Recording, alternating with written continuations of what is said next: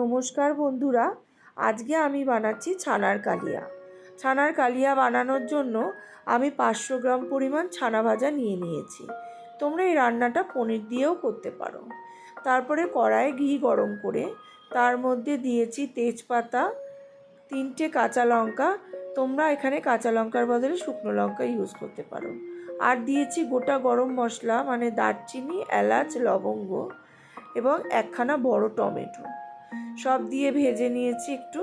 তারপরে দিয়েছি আদার পেস্ট। আমি এখানে 1.5 চামচ মতন আদার পেস্ট দিয়েছি। দিয়ে সবগুলোকে ভালো করে নেড়ে টমেটোগুলো একটু নরম হয়ে এলে এই মশলাটাকে নাবিয়ে নিতে হবে। নাবিয়ে নিয়ে এর একটা খুব সুন্দর করে স্মুথ পেস্ট বানিয়ে নিতে হবে।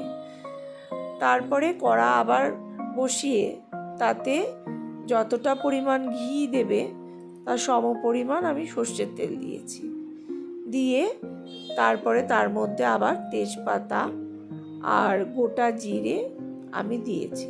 দিয়ে একটু ভালো করে ভেজে নিয়ে তারপরে দিয়েছি ওই পেস্টটা, মশলার ওই পেস্টটা দিয়ে খুব ভালো করে নাড়তে হবে।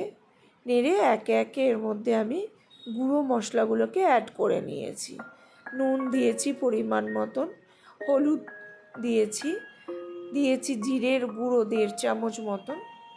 তারপরে দিয়েছি চিনি আমি একটু বেশিই দিয়েছি, কারণ এই রান্নাটা একটু মিষ্টি মিষ্টি খেতেই বেশি ভালো লাগে।